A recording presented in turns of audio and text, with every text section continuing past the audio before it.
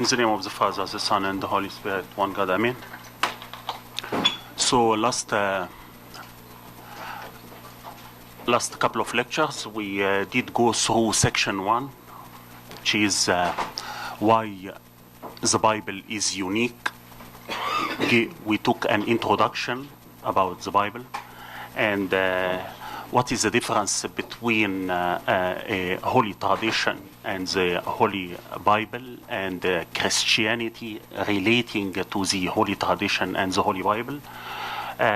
We did talk about a history of the Bible, the form of our Bible today, the Hebrew Bible, the language in the Bible, and lastly, we did finish with the inspiration and the difference between the inspiration in the Holy Bible and the inspiration in any other book. Tonight we start section 2, and section 2 cover the text, or what we call manuscripts of the Old Testament. So I did mention last time something about ancient versions and what is the difference between an ancient version or an original first translation and a secondary version, which is a translation of a translation. So language of Jews before Christ, and what was the need for translating the Bible from the original language to a different language. The date of manuscripts for the New Testament, there was manuscript discovered back to the 4th and even 3rd century, that's BC. However, Old Testament manuscripts before the Dead Sea Scroll discovery, as we will study, was just back to the 9th, 10th, or even 11th century, meaning there was a discovery of the New Testament manuscripts manuscripts dated way older than the manuscript discovered for the Old Testament. The first manuscript was discovered for the Old Testament was the Cairo Codex, 895 AD, Leningrad Codex, 916 AD, and in the British Museum Codex, 10th or 11th century even. And what is the reason for that? The reason is a group of Jewish scribes called the Masoretes.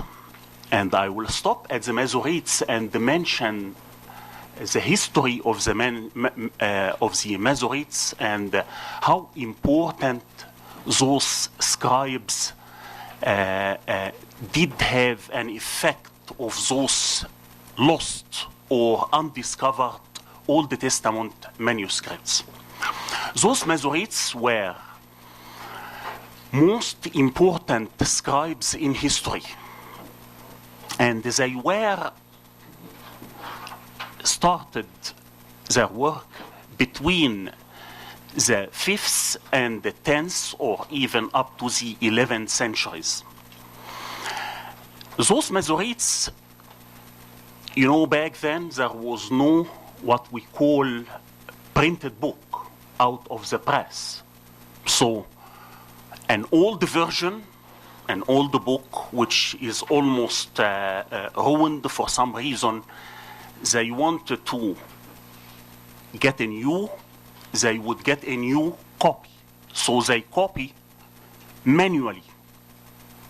Those scribes, their job was study the original manuscripts, and when they feel like it's too old and cannot be used anymore, they would make a new version. You can call it a new copy. They were very meticulous, meaning their job, their work was really excellent, outstanding, no mistakes.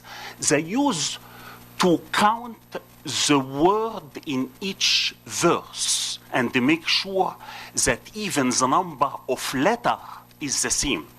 They used to say loud the verse first before they write it down. They had a lot of methods to eliminate any mistakes because they valued the word of God. They examined very carefully all textual material available to them to make a new version or a new copy. The basic source, of course, was Hebrew manuscripts, so this is considered to be an original, an ancient version. It's from the same. So there is no difference between what we call Masoretic text and Hebrew text. It was exactly the same. They did, though, make a very bad mistake, which is whenever they make a new manuscript, a new copy, they would take the old manuscript and destroy it, burn it, get rid of the old manuscripts. Their reason for that was that if this old manuscript fall in the hand of an unbeliever, that it might be misused by someone, so they would get rid of the old manuscript just to protect the word of God. So their intention was good, but they deprived us from the old copy or old manuscripts. So going back to the ancient version, the first one would be the Samaritan Bible or the Pentateuch. As we said last time, I will mention just a short story about who are the Samaritan and from where they came. But the Samaritan believed only in the first 5 books of the Old Testament, which are the Pentateuch, the Book of Law or the Book of Moses.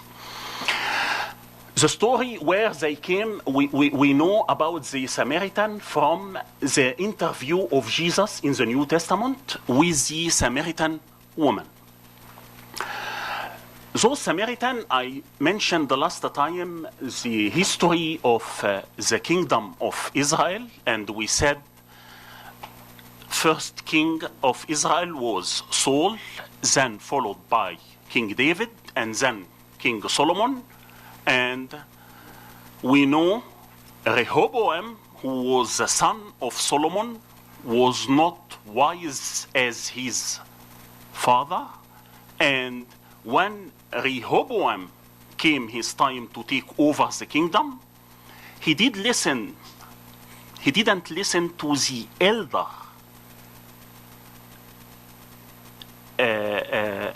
with him, but he listened to his young friend. And because he did that, he didn't follow the advice of the elder to keep the kingdom united.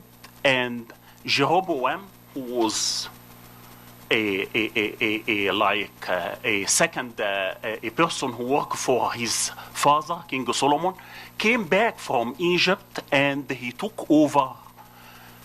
The kingdom was divided into northern kingdom and the southern kingdom. Northern kingdom had 10 tribes, and the southern kingdom was Judah, the tribe of Judah, and Benjamin, 2 tribes.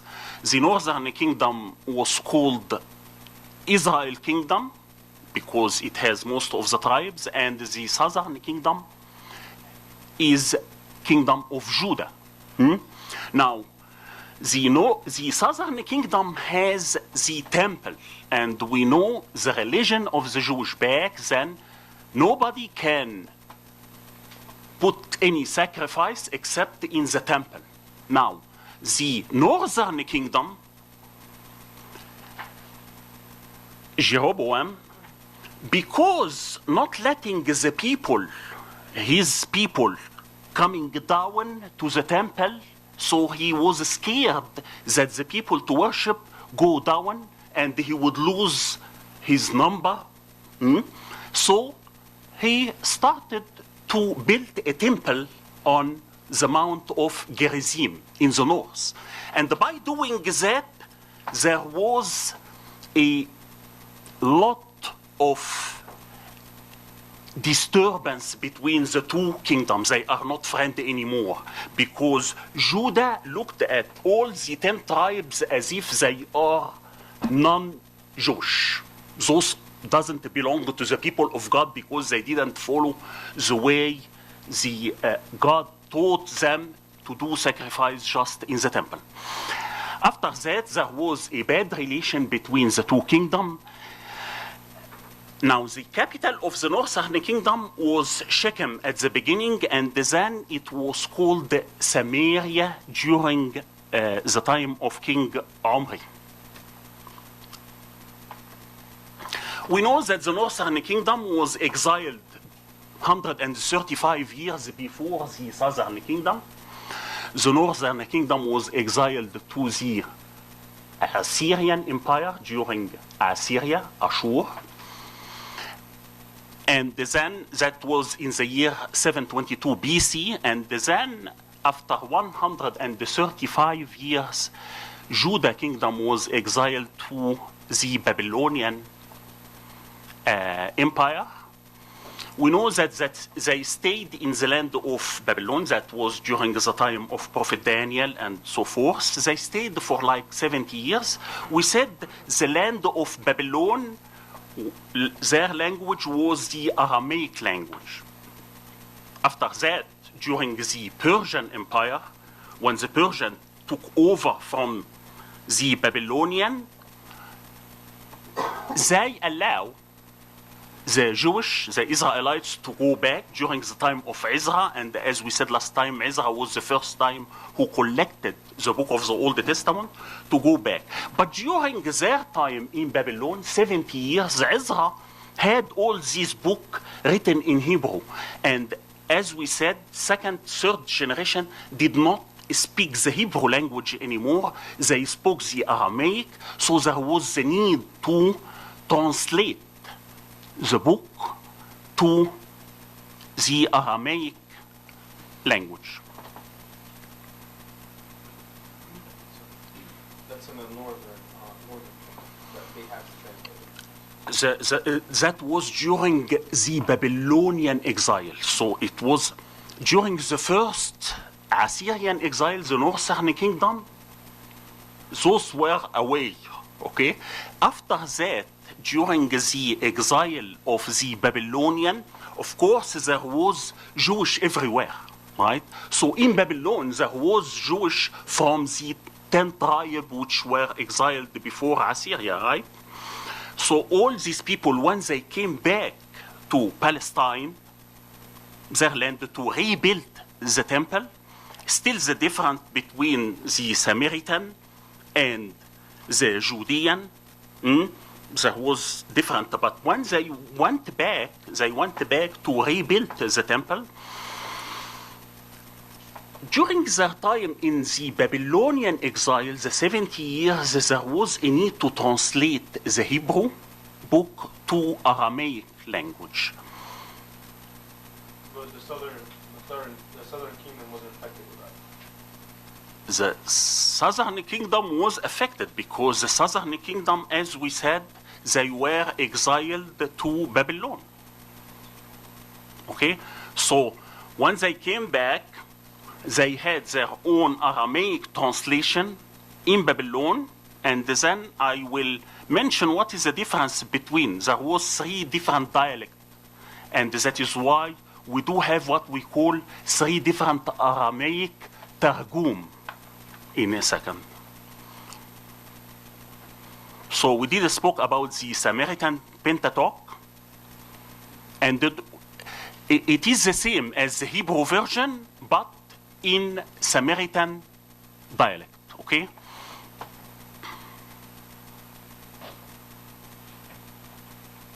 The Samaritan Pentateuch, or the Samaritan Bible, as we call, is one of the ancient versions.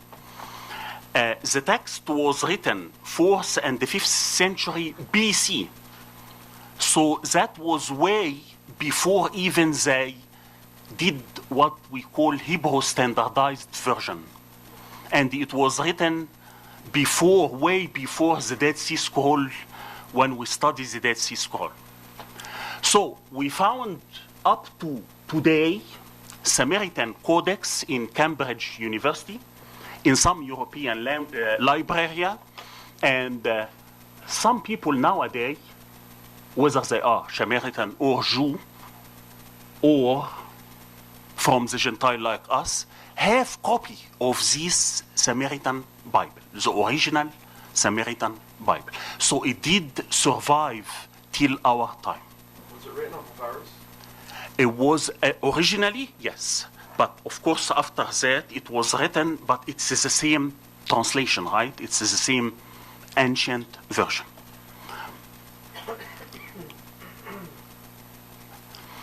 You remember last time I mentioned about all these language, Aramaic, Hebrew, Arabic, were coming from what we call Semitic. I did put for you this slide to show you that the original was the Semitic language, and the area, the whole area was divided into Western and Eastern. From the Eastern came the Assyria and the Babylon. You know, Assyria was an empire. After Assyria came the Babylonian Empire. The Western, you have Northwest group and the Southwest group. Northwest group, they had Ugaritic dialect or language, Canaanite Phoenician dialect, Hebrew came from the Northwest group, and Aramaic. Aramaic, we had Eastern Aramaic and Western Aramaic. Western Aramaic, Judeo-Palestinian, that's how the biblical Samaritan dialect, okay? And we have Eastern Aramaic, Judeo-Babylonian. And this is the dialect which was used for translation while the both kingdom, right, were exiled in the land of Babylon during Ezra time. They did translate it into Judeo-Babylonian translation. And then on the other side, you have the Arabic dialect and the Ethiopic. So, Aramaic version was the common language of Jew and the Christian, and believe it or not, it was used till in the Near East until the 7th century BC. I'm sorry, AD. 7th century AD. Till the conquest of the Arab, the Muslim, when they went, So till the 7th century, all Christian and Jewish used what we call Aramaic language. You remember last time I told you Jesus himself spoke the Aramaic language and not the Hebrew language. So what Aramaic, like we did mention few words in Aramaic in the New Testament, like Tabitha, Kumi, Ilahi, Ilahi, lama sabaqtani. This is written in the same language they used back during the time of Jesus. So we know now why was the need for the Aramaic translation. So Aramaic translation was called Targum.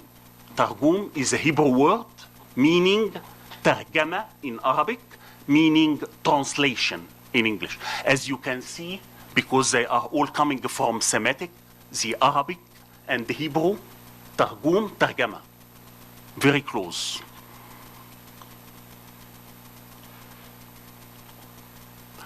And the Jewish tradition traces the origin of the first Targum made Aramaic in Babylon, in the land of Babel, during the time of Ezra. We have Aramaic, we have Babylonian Targum, Palestinian Targum, and Samaritan Targum. Those are three Aramaic translations. The Babylonian Targum was the original one. First one was done from Hebrew to Aramaic and called Ankylos, and was the official Jewish Bible, Jewish Targum, edited in Babylon. And then came the Palestinian Targum, translated in Palestine, replaced by the Ankylos, the original one. And then we have the Samaritan Targum, literal translation of the Samaritan Pentateuch only, the first 5 books, into Aramaic dialect.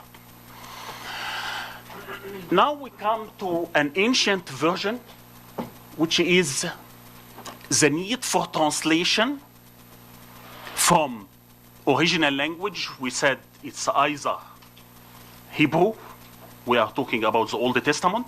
If we talk about the New Testament, it will be Greek, with some Aramaic in the even Old Testament.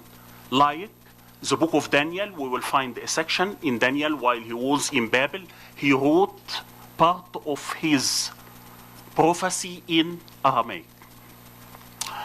And then came the need to translate into a Greek language. Why? Because if we go to the history, as we will study, we have the Assyrian, who did take the southern kingdom into exile. Assyrian Empire. After the Assyrian Empire came the Babylonian Empire. Anybody knows which was the next empire after the Babylonian? It was mentioned in the previous few slides. Persian? Who said Persian? Yes, very good. Persian, بالعربي مادي وفارس. Assyrian, Ashur, Babylonian, Babel, then مادي وفارس. Persian. After the Persian came the Greek Empire.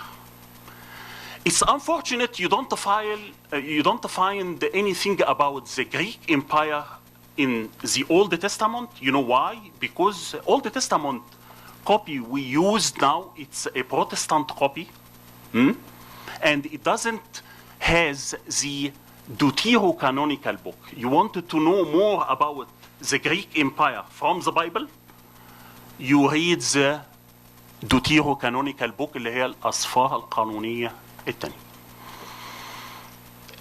So during the year, that was of course BC, before Christ, and God allowed that those empires come one after the other for a reason, because Jesus came in the perfect time. I'm talking from one side here regarding the language used.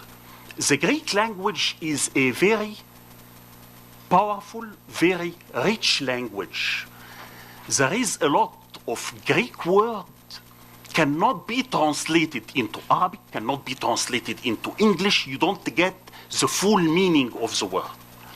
So, the Greek word was the international, the Greek language was the international language during the time preceded the coming of Christ.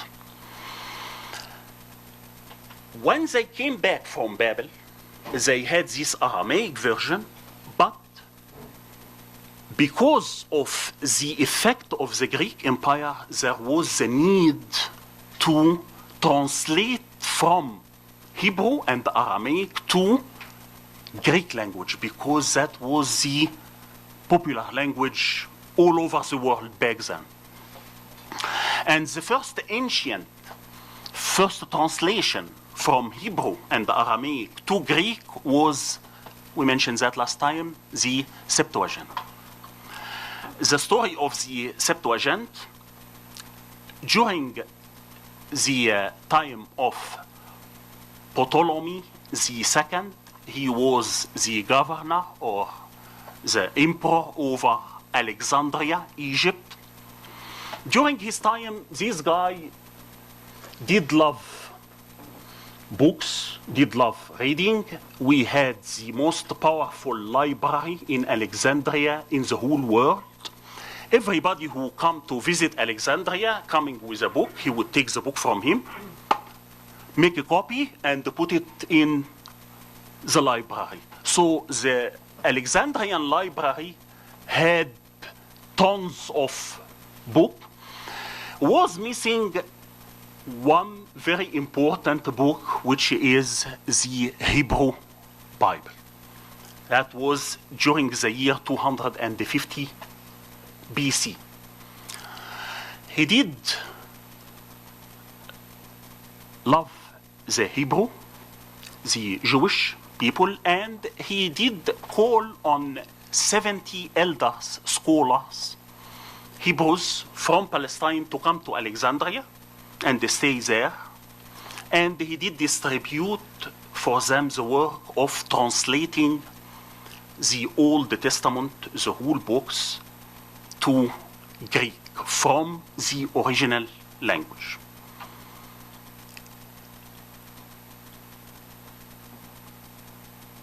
And this is how we got the Septuagint. The Septuagint is an ancient version. It did have included the deuterocanonical book, and the deuterocanonical book in the Septuagint version are scattered. They are not together and put at the end of the Old Testament, like this is the way how the Jewish first, the Israelites first, started to take away the deuterocanonical book. So it was scattered. Like, for instance, you have this Daniel. So you will find the book of Daniel followed by what we call Tatemet Daniel, and so forth.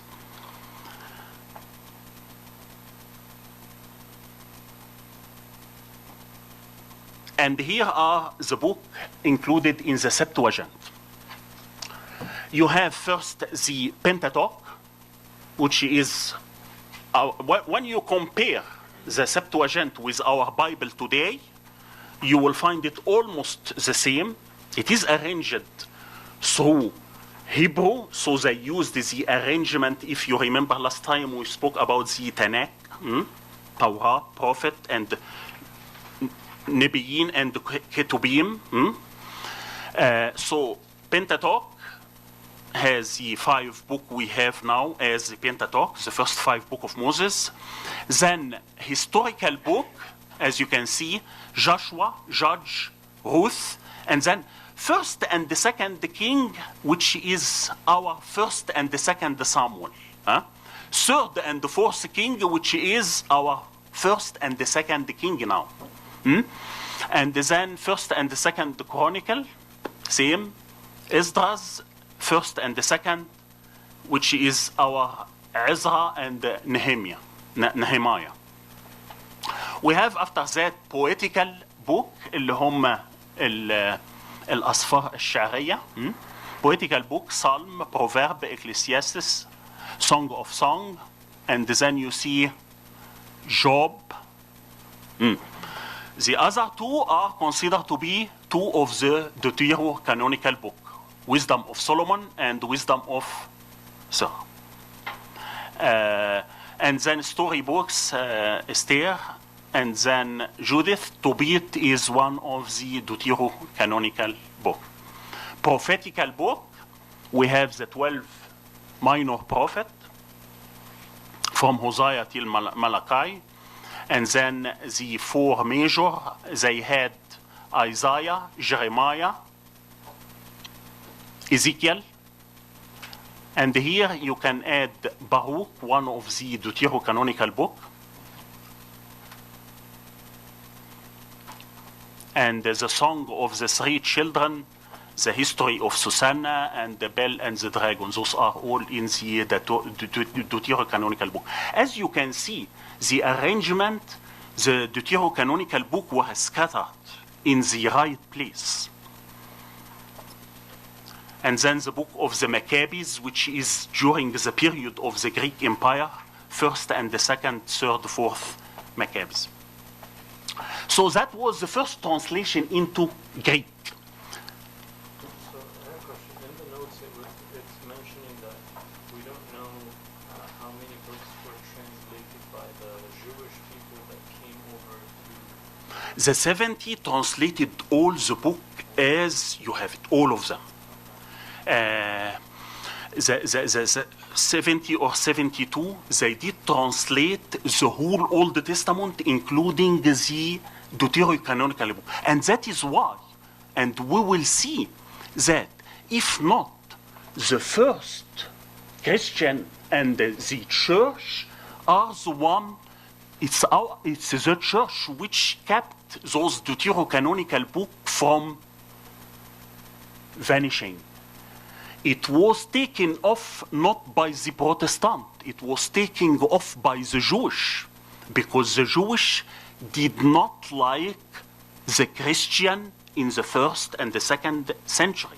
And this translation was done in Alexandria, and Jewish did not have good relation with Christian. Was Origen in charge of the translation? No. Origen in the late 2nd century. Origen considered to be 3rd century. Okay? This is before Christ. The Dead Sea Scrolls, did they show the deuterocanonical books? Yes. Yes, we will come to that. Very good question. You know what? All those manuscripts, it's amazing. When the Muslim come and some Muslims say, you Christian did edit it and they change your own holy book. And as they go to the Jew, say same thing. Those manuscripts are proof that every book we say it's a holy book and canonized by the church is correct. And we will go back. And that is why I mentioned at the beginning that the manuscript found for the Old Testament without the Dead Sea Scroll discovery, which happened in the year 1947, all this time, you can go back to manuscript 9th, 10th, and the 11th century, not before that. The Dead Sea Scroll discovery took us back, and we got manuscript written 1st century and even before Christ, some of those discovery. All right, came after the Septuagint regarding Greek translation, came a proselyte, a Jewish proselyte called Aquila. Anybody knows what is the meaning of proselyte? Anybody knows? Proselyte meaning convert. So he was a Jewish convert. Converted to what? Because this is BC, so this is after AD, I mean, so he was converted from Jew to Christian. Okay? So Aquila was a Jewish proselyte who did a revision, revised the Septuagint. After that came Symmachus, who was another proselyte, Jewish proselyte, and he did a new translation, a brand new translation from Hebrew to Greek, and that was late 2nd century. That was AD, 2nd century AD. Origen had a copy of Symmachus' translation. And Symmachus depended on Hebrew Old Testament from original. He went back to the Septuagint and went back to Aquila as well, who did revise the Septuagint. Of course, only fragment remaining from his work. Came after that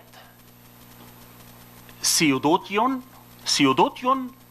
another proselyte to Judaism, and at the end of the 2nd century, Theodotion produced a very free translation from Hebrew book, original one, into Greek. So how many now ancient Greek translation we have? 4. Came the genius, I call him genius, really, Origen of Alexandria. Origen was a famous Egyptian scholar at the beginning of the 3rd century. First at Alexandria, and he was away from Alexandria.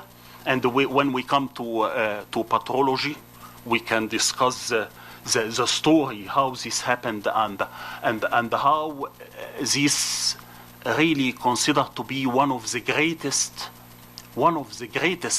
Christian scholar in the history of our church.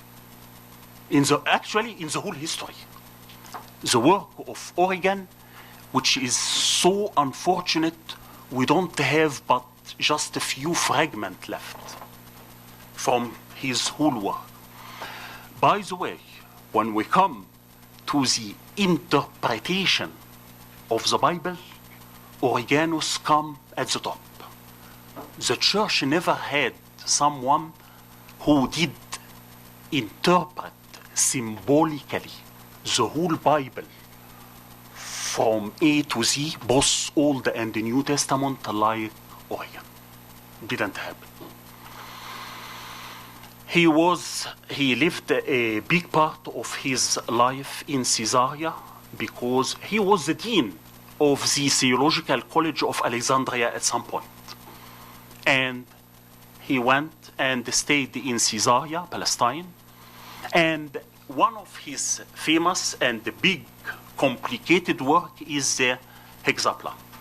And last time Mina said 6, and I said 7. Of course, the 6 is correct. The hexapla is 6-fold, hexa coming from 6. So it was 6-fold translation, 6-fold.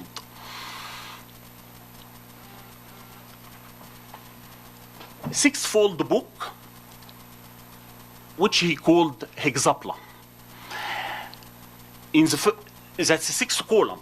The first column he used the Hebrew text in Hebrew letters, the original text.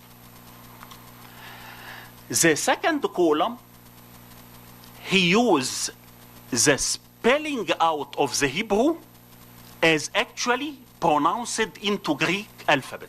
This is exactly like us, who do not, like me, who do not know how to read Coptic. So you write Coptic in English, or you write Coptic in Arabic. Okay, so he had the second column written in Greek letter, but when you read it in the Hebrew language for people who don't know Hebrew.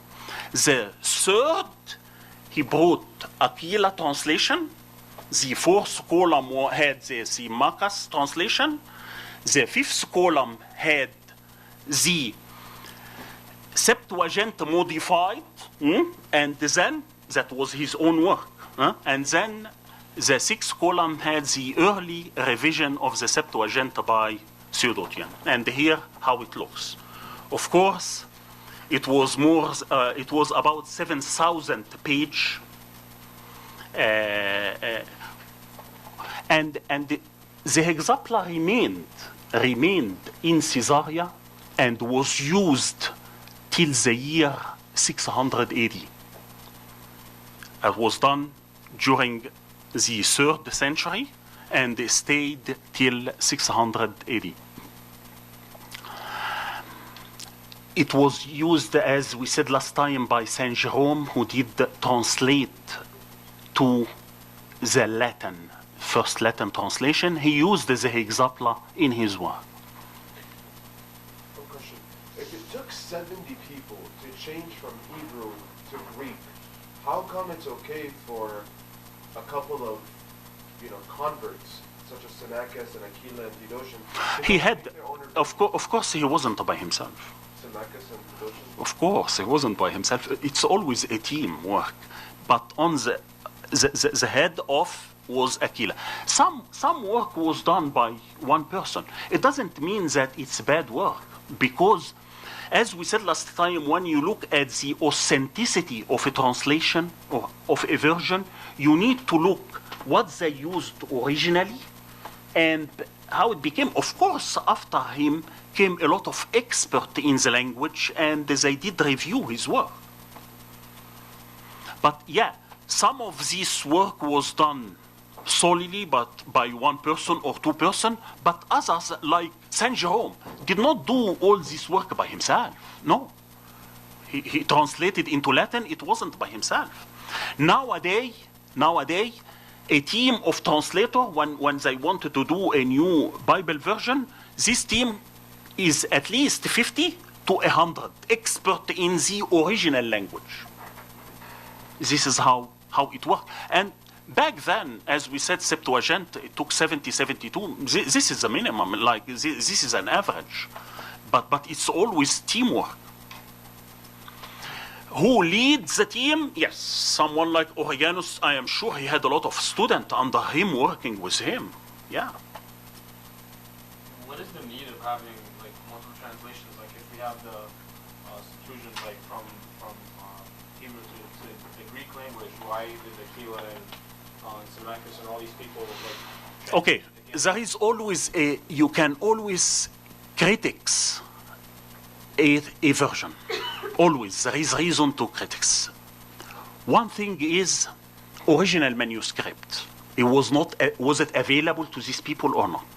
Number two, the language, all language. There is what we call Old Latin and the New Latin. Old Latin used in the first century and then New Latin. We had Old English used by the British and the New English and the different American English, as we will see in the history of the American Bible, and how an old translation cannot be kept all the way, because there is a lot of change in the language. And of course, the source is very important when we come to authenticity of the version. The need for different translation is different language.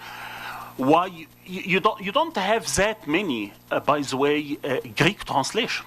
It's all based on the Septuagint, right? Aquila did his work from the Septuagint.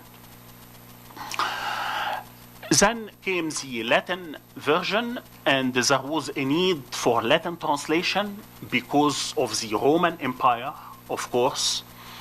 Roman Empire used the Greek language for some time, but after that, the Latin language came. It was, as we said, Pope Damasus who directed Saint Jerome to do this translation. He came with the Vulgate. It took about 22 years of his life to work on that. As we said last time, he had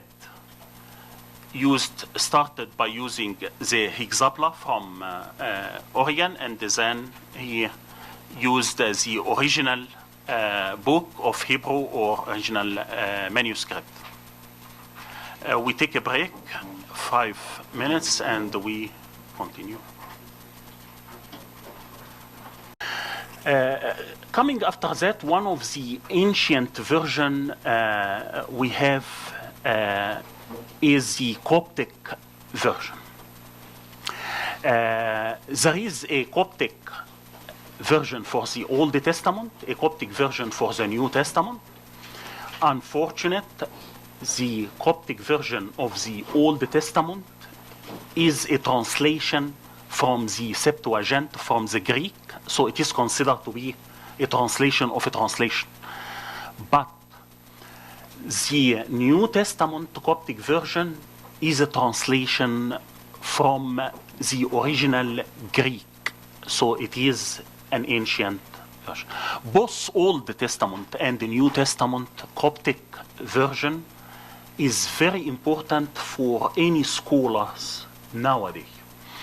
The Coptic language, we know it's originally was a hieroglyphic language used by the pharaoh, and then developed to what we call Demotic, no Greek yet letters used, and then came what we have now, a Coptic language. They used Greek alphabet with some of the Demotic letter because they found out that all the Greek alphabet was not enough for the pronunciation of all Coptic words.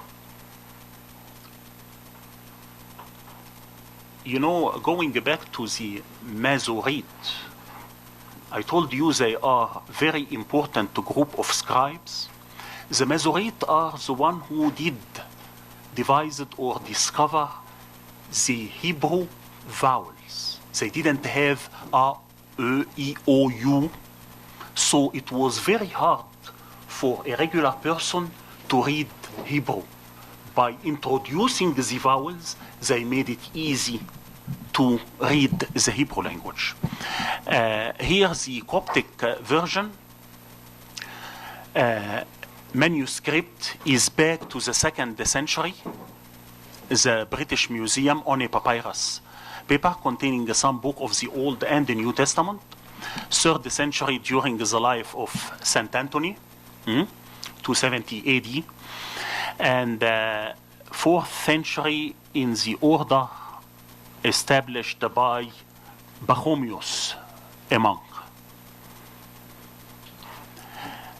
The dialect of the Coptic language, we have what we call Siddic and Boheric.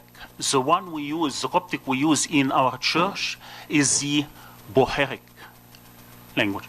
The Siddic language is not taught even in theological college. It's only teach for scholars who want to go and do study on Nag Hammadi Codex and Scrolls discovery, the Dead Sea Scroll. You have to study the Siddic dialect. There is Fayomic, Memphatic, Akhmemic, all this being used by different area in Egypt. But the main one we have now is the Boheric dialect. We are starting I know you don't have a copy of this note, but I think it's online, and Mina will have it ready. Yeah, you can have it, but I'm going to start section 3 now, which is history of the English Bible.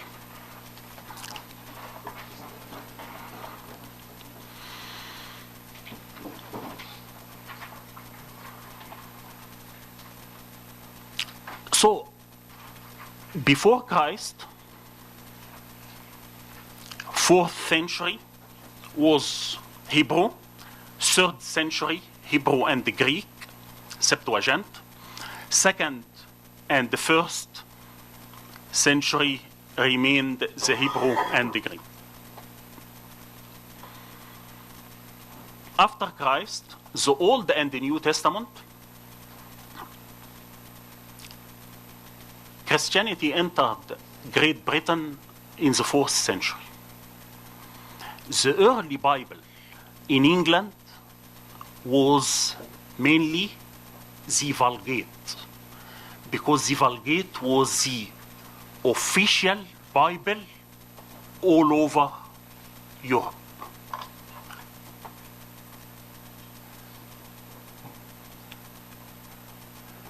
There wasn't any English translation of any section or part of the whole Bible both Old and the Testament till the 14th century, even though Christianity went in Great Britain from the 4th century.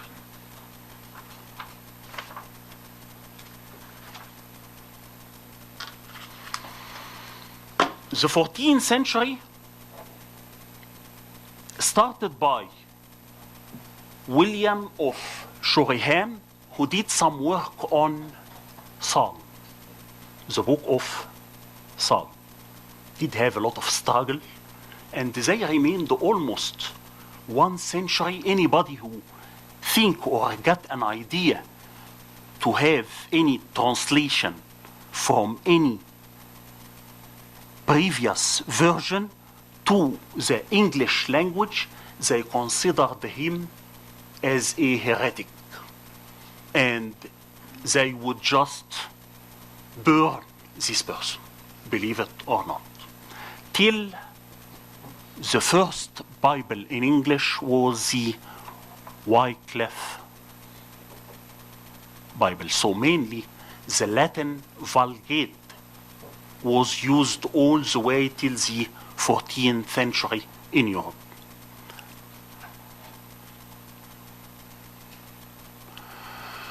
So we will divide the history of the English Bible to 2 sections. From Wycliffe Bible, the year 1383, to the what we call Bishop Bible. Call it Bishop, by the way, because all the team worked on this translation were bishops. 1568, and then part 2 we will cover from King James Version till our time now.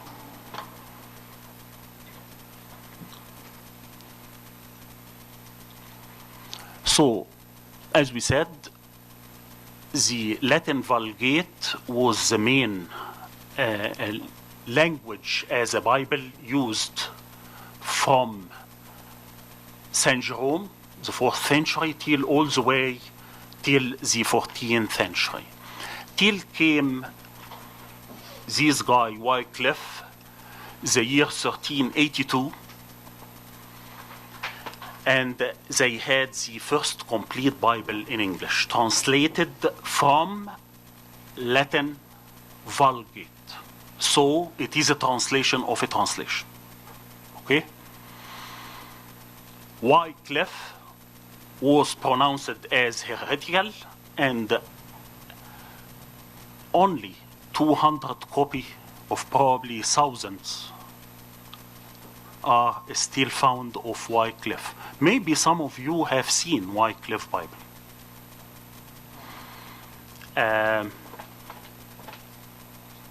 But Wycliffe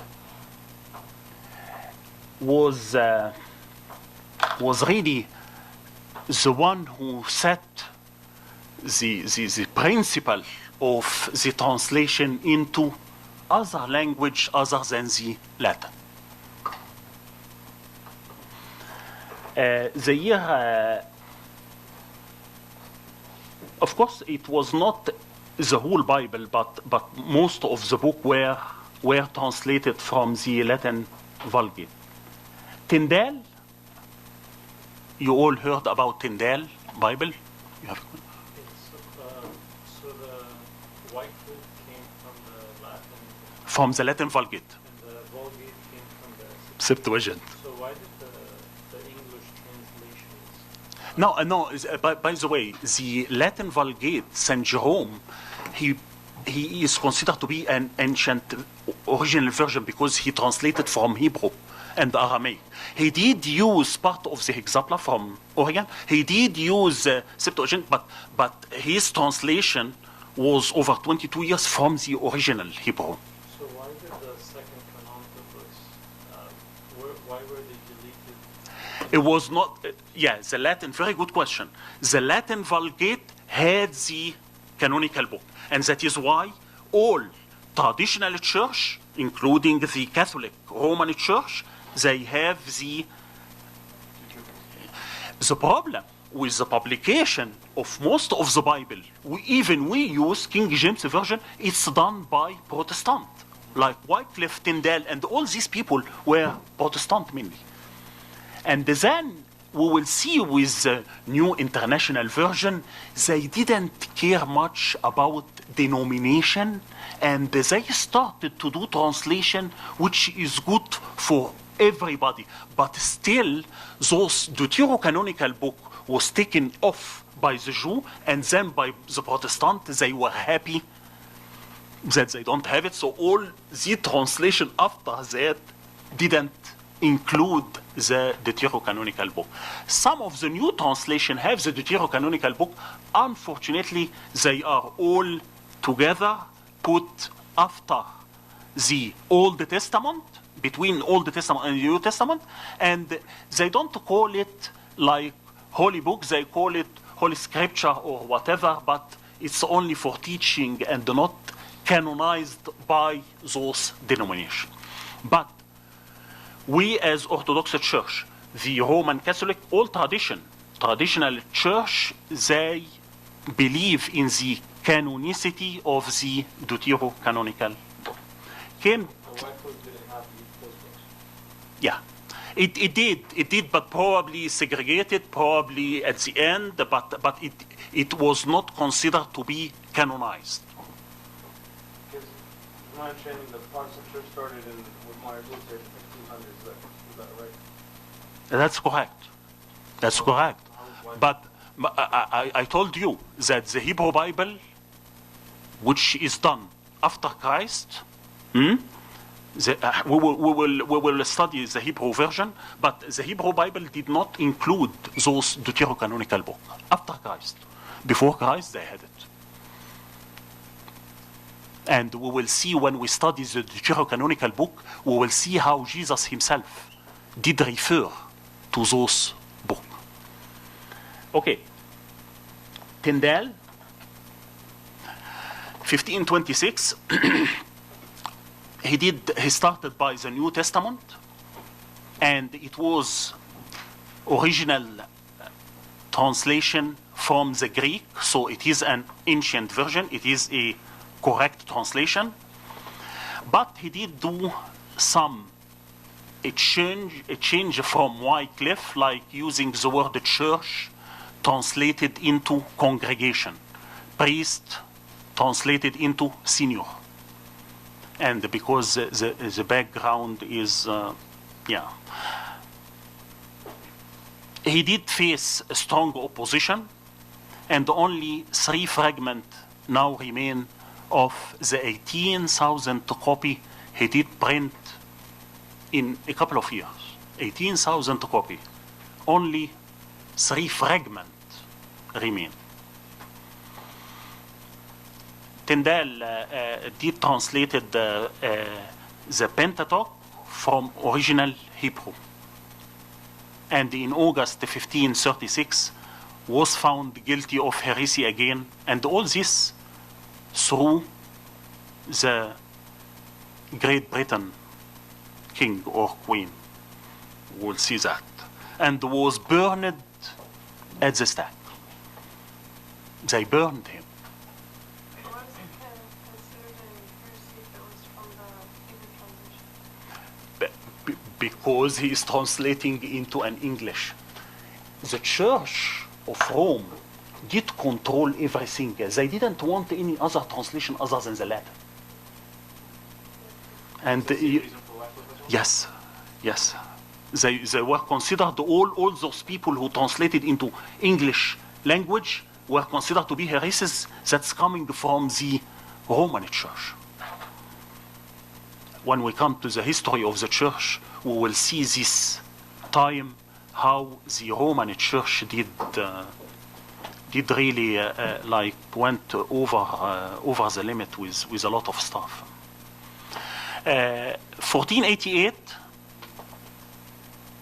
came what we call Coverdale Bible. Very important and good work by Coverdale. He translated the entire Bible while in exile in Germany. And there was a note about the second canonical book advising the reader that they are not of the same authority as the canonical book. He did a few changes like forgive us our dead instead of forgive us our trespass. And reprinted many times, but it was never accepted by Great Britain Kingdom. Then came the Matthew Bible, which was originally Tyndale Bible, printed under the pen of Thomas Matthew, but it was actually the work of John Rogers. Rogers was also burned as a stag in England. 1539 came what we call Great Bible. And that was the first authorized version, English version, in the history of Great Britain. It was a revision by Coverdale based on Matthew Bible.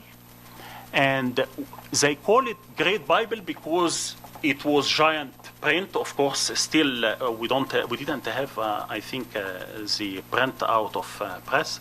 So the page was 16.5 by 11, and the second canonical book are set off from the canonical book and called in this Great Bible hagiographa, which mean holy writing, not holy book. This Bible became the first authorized English version appointed to be placed in the church, chained, so regular people outside could not have it. It's only for church, prayer, liturgy, and reading. Now we come to a period of political change. Different king. Came Henry VIII, 1543. He went against the Bible. His time, it was a crime for unlicensed people to read even or expound the Bible publicly, and forbade the private reading of the Bible by lower class people. In 1546, it was illegal for anyone to receive, have, take, or keep Tyndale or Coverdale New Testament, and the Bible were ceremonially burned in London. Was that only for the English translation? Yes. Or any No, Bible? it was for the English. They kept the Latin. So the public The Latin. can read. Latin, if they know. Nobody knew the Latin. This is the problem, and that is why there was the need for the English Bible. Who would read Latin back then except the priests and, scholars, Edward VI, 1547, the trend was reversed, and he brought back Coverdale and the Tyndale and reprinted them. So his time was okay, but he didn't last long. Came Queen Mary.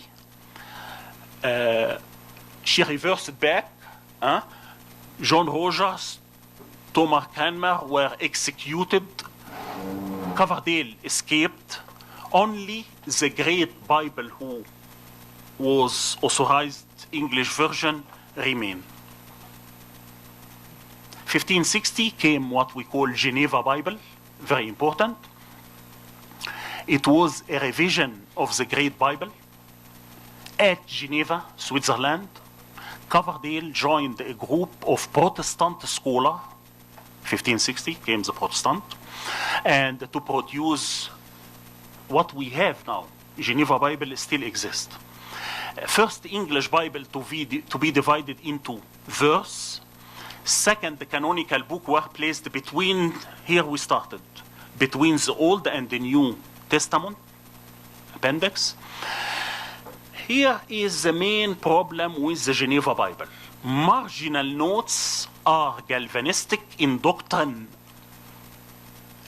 The beast in Revelation 11:7 is identified as the Pope of Rome. And here you see the problem between the Protestant and the Catholic. And this is when Martin Luther started to get away. Here in Geneva Bible, they started to... And that is why those translations, when you study the history of the church, and the Protestant is based on Martin Luther belief and the idea one person, we will find out that why a Geneva Bible is not considered to be really a good version for us to read, because it is like those marginal stuff.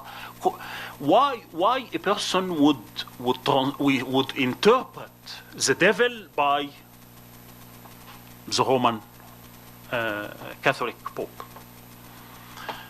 Of course, through that, there is a lot of differences between the doctrine of the traditional church and the Protestant doctrines.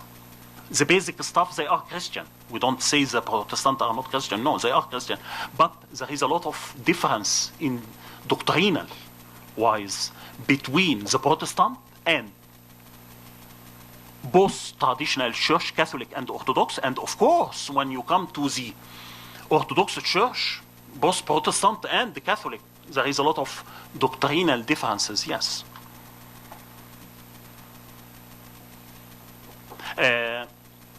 The words that have no equivalent in the original text are printed in italic. Geneva Bible became popular for the Protestant in England, and it was not appointed to be read in the church, and it became the Bible for Scotland for many years. Because Scotland, you know, it was more Protestant. In 1568, we have what we call the Bishop Bible. Now we have the Great Bible in England. When they saw that the Geneva Bible as English reading book is way better, advanced, the text in English is way better than the one in the Great Bible, so they did a revision of the Great Bible, the big Bible used in the church, by a group of scholars. Most of them were bishops, and that is why they called it the Bishop Bible. No controversial note in the margin. They took off all these notes. Bishop Bible became official English version by law, and it superseded the Great Bible. We start after that King James Version. In 1611, the Queen died, and King James the Sixth of Scotland became King James the First all over the Great Britain. Meaning he was a king in Scotland for like 32 or 36 years, and when he took the kingdom from the Queen, he was the king all over Great Britain. King James the First in 1604 called a Hampton Court conference. He did call for a conference, and they came with a new translation of the Bible by university scholars to be reviewed by bishops and ratified by the king himself. And that is why it was called Authorized King James English Version. This is the old King James. He put a translation policies, no marginal note anymore, italic to be used for words not present in the Hebrew and the Greek versions, the name of the Bible, and here is a weakness coming. The names of the Bible character to correspond to those in common use. I was just saying Ishaq, There is no such an Ishaq in English, so they used Isaac. Okay? And here you will find the problem with that, because like you will find Jeremiah written in a different way. Jeremy in one section, Jeremiah in another section, and we will come to that in the weakness of the old New King, of the old King James Version. To be used in all Church of England and to include the second canonical book. Why? He wanted to do that. And he did include the second canonical book, but again, it's in between the Old Testament and the New Testament. So, supremacy, it was done by a company of scholars and not by one individual. So it was a group. Represented, go ahead. What version did he use, the Great Bible or the Geneva? No, he used actually some Hebrew original manuscript. So, and that is why our church consider King James Version as an official version to use. So he used original manuscript. He used the original Hebrew and Greek. It was done, here is the supremacy, why it was considered to be the best during that time. It was done by a group of scholars and not by one individual, represented no minority point of view. It displaced all other English versions. They got rid of all the old versions. Because it was authorized by the king, it was known as King James Version. And no other Bible translation has touched the life of so many English-speaking people for centuries and centuries. And it says that it's reviewed by bishops too, so... Yes. The spiritual... So, yeah, everything was there.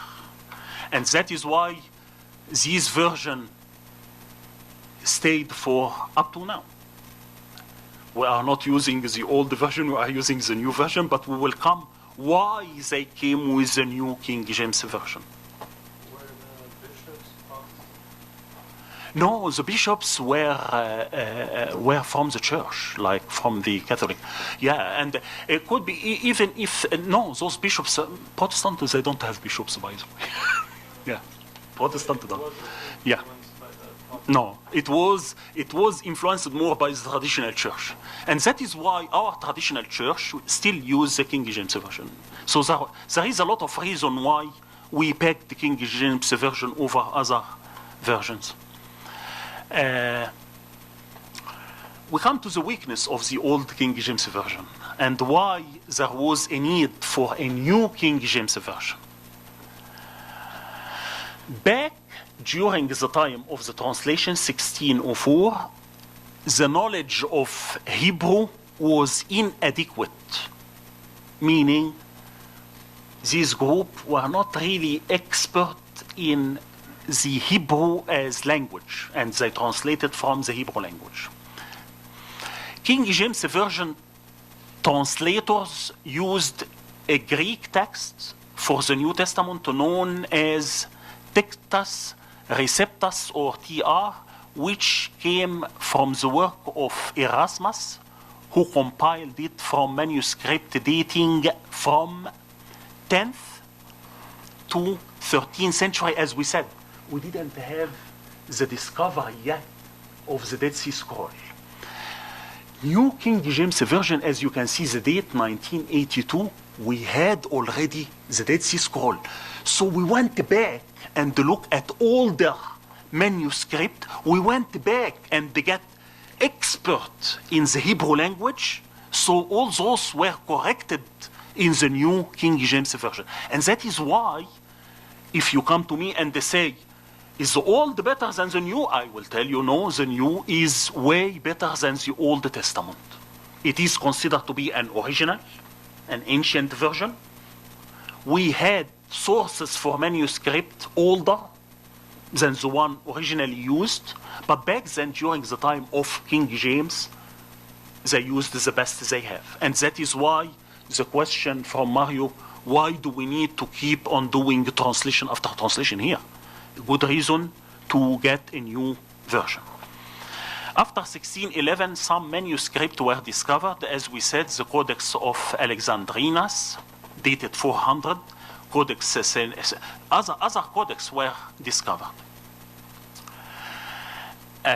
Another weakness of King James Version, it contains many archaic words such as, you all know the thee, thou, thy, thine, not used anymore. The grammar not in current use, even the grammar of the English language being changed. Which, for who, his, for its. Different spelling for same name. Here what I was mentioning about Jeremiah. If you open the old King James Version, Matthew 27:9, you will find Jeremiah spelled with an I-A-H. And then Matthew, same gospel, 16:14, you see Jeremias. And then in Matthew 2:14, you see Jeremy. So people, when they read, they would think that there was more than one prophet called Jeremiah.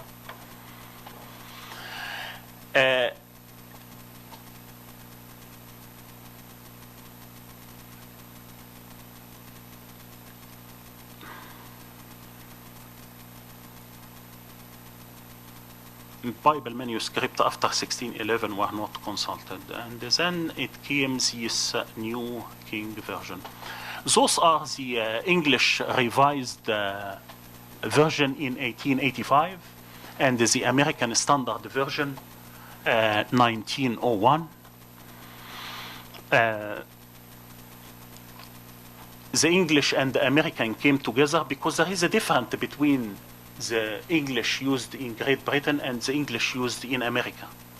So they came together to form committees to get to a new translation. And they did the English Revised Version 1885, the American Standard Version 1901. And of course, all those translations are translation of translation. So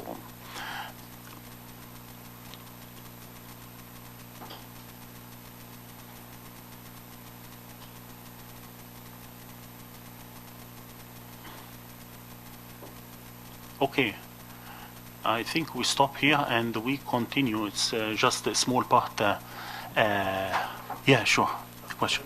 I take question. The weaknesses of the new King James Version. Okay.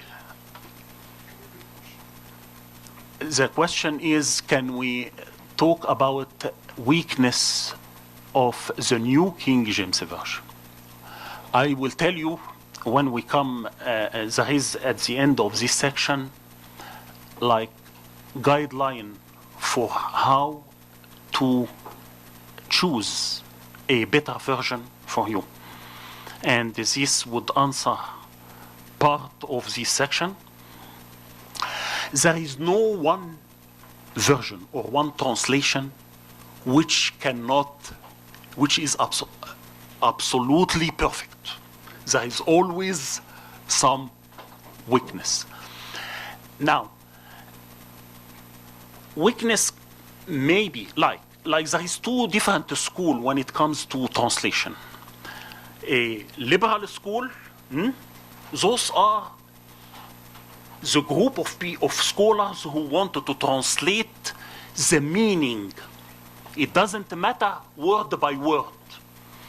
And there is the traditional translators who wanted to translate the Bible word by word.